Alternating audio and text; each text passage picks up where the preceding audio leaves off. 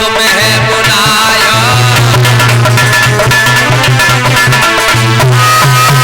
पति सभा में तुम्हें बुलाया मसना को चीर बढ़ाया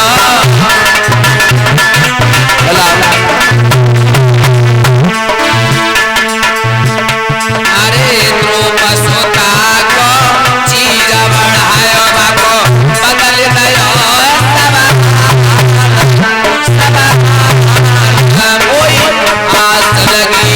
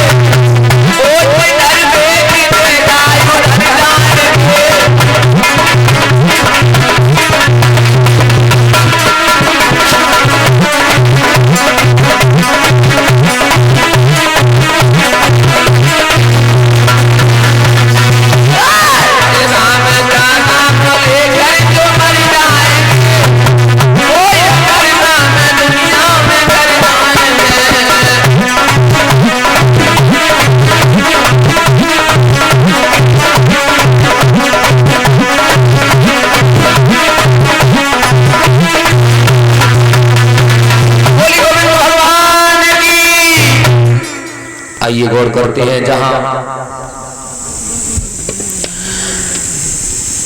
महाराज श्री सुखदेव जी समझाने लगे राजन परीक्षित, जिस समय महाराज सगर के 60,000 पुत्र हुए हैं, उस समय उन्हें अपने मन में अभिमान आ गया कि मेरे घर में 60,000 पुत्र हैं, हमें कोई हरा नहीं सकता, हमें कोई जीत नहीं सकता, मेरे पास बहुत लड़के हैं। तो अभिमानी तो है। भगवान कहते हैं कि जो अपने ऊपर अभिमान करता है उसका मैं भक्षण करता हूं। तो भगवान के प्रति भगवान का भजन करना भूल गए, लेकिन एक यज्ञ चाहते हैं और ये कहते हैं कि जो हमारे पास घोड़ा रखा है ना, उस घोड़े को गर्दन में एक पत्थर बांध करके छोड़ देंगे, तो अब दुनिया में देखते हैं कि ऐसा कौन सा वीर पैदा हुआ है जो हमसे आकर के युद्ध करे। तो भैया 60,000 गांव के लड़के हो तो युद्ध करे। अश्वमेध यज्ञ रचाने की तैयारियां हुई।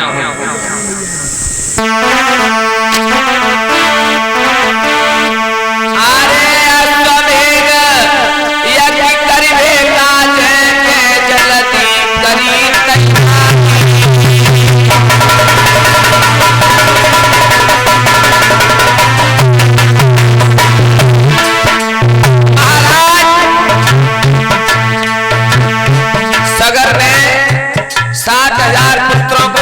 कर दिया। अश्वमेध यज्ञ करने के लिए तैयारियां किया जाए। अब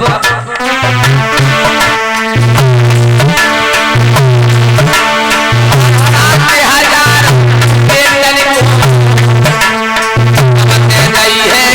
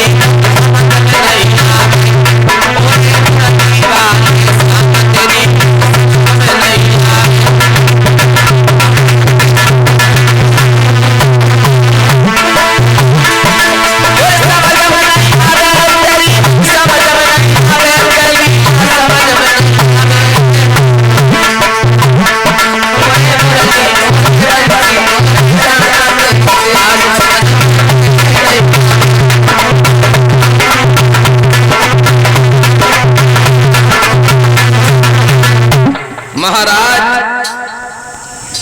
60,000 पुत्रों के लिए आदेश कर दिया, जाओ यज्ञ रचवाओ।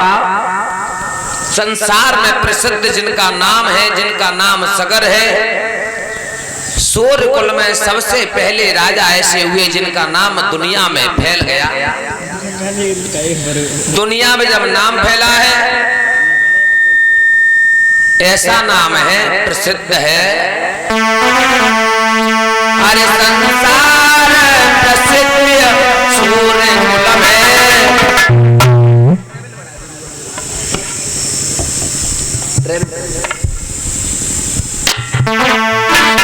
अरे संसार प्रसिद्ध सूर्य कुल में, और बलवान सुजान सगर जीते।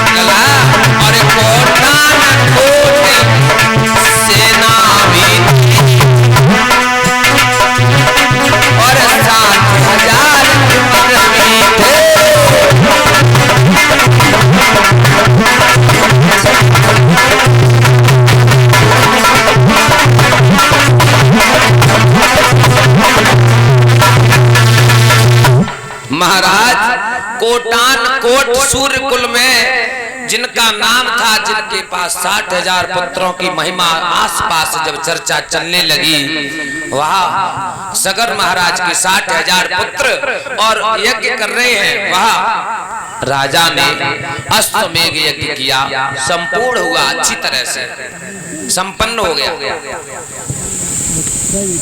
और जब संपन्न हुआ तब अरे राजा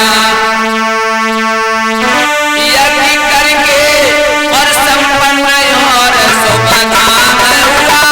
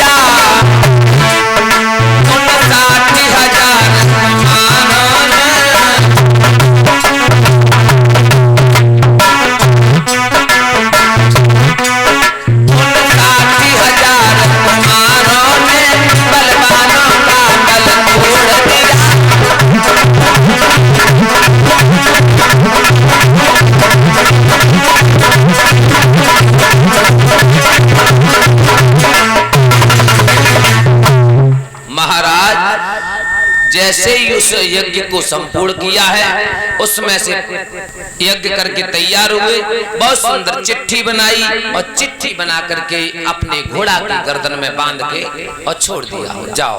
और क्या लिखा उसमें कि जो भी बलवान, चाहे नाहर हो या नागर हो, बलवान हो, कोई भी हो, अगर हमारे घोड़े को पकड़े तो वो पहले हमसे लड़ाई करे, हमसे जीत जाएगा तो हमारे घोड़ा को ले जाए। तो भैया जीते वालों हाथों को हमें 60,000 तक वो जीत रहे हो। उन्हें तो लगे रही, अबे सुनो आगे, उन्हें जो लगे रही हम 60,000 को जीत रहे हो। पथ पर जैसे ही आगे बांध करके घोड़ा आगे बढ़ा है। कुछ समय हुआ,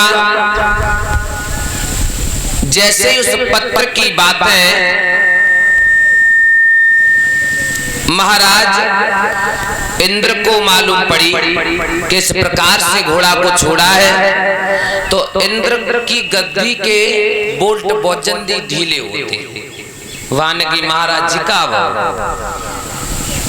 भाई, तुम्हारे जैसे ग्राम पंचायत प्रधान हो, अगर कोई बात बन जाए और प्रधान के ऊपर पड़े तो प्रधान तो वैसे परेशान होंगे, भैया मेरे राज्य में रह रहे हो, जितनी परेशानी बन गई तो हमें ही झेलनी है ना।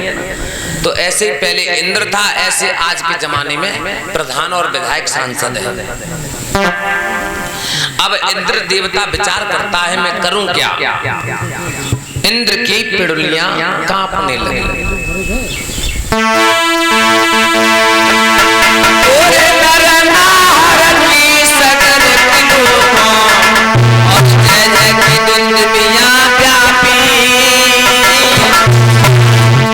और उस महाशक्ति का तेज देख इंद्र की पिड़ियां कांपी।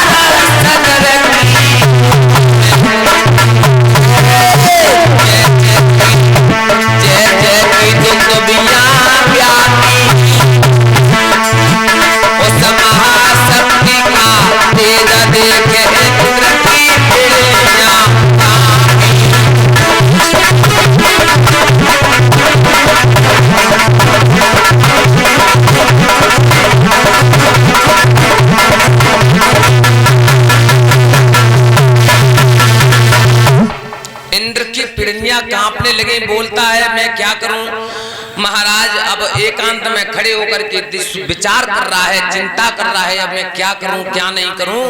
महाराज उसी समय इंद्र ने के मन में एक विचार आया, मैं जाता हूं चुपचाप बस घोड़े को कहीं छुपा के आता हूं। उसी समय इंद्र वहां से चला, धीरे धीरे आगे बढ़ा है, घोड़ा के पास पहुंचा, चारों तरफ देखा तो उसके पास कोई नहीं था। उसी समय इंद्र ने रास्ते में ही उस घोड़ा को चुरा लिया और चुरा करके ले गया।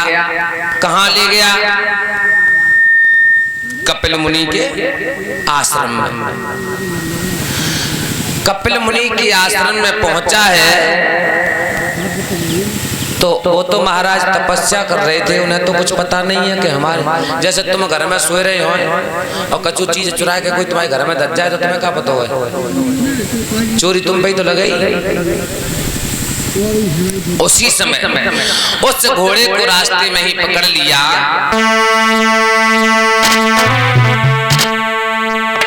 अरे उस घोड़े को रास्ते में ही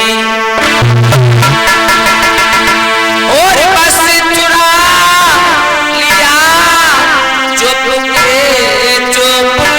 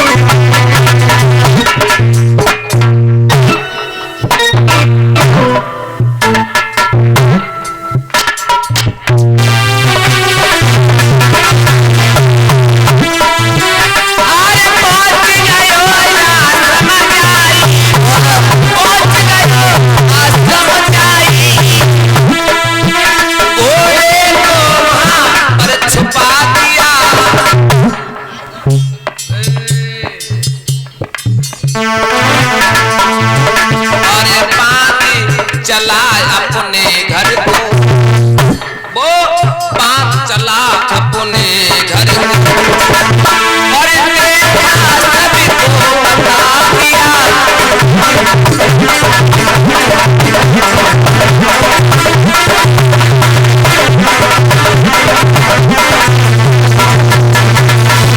महाराज घोड़े को चुपचाप बांध करके कपिल मुनि के आश्रम में अपने राज्य में चला गया। कौन? इंद्र। तो सबसे ज्यादा कमजोर रहते देवतन में तो इंद्र। जब जब कछु बात बने तो इंद्र उसी समय पहुंच गया पास में। अब 60,000 पुत्र सगर के ढूंढवे निकले तो घोड़ा नहीं मिलो, चारों तरफ घूमे, घोड़ा नहीं मिला। बोले हैं पिताजी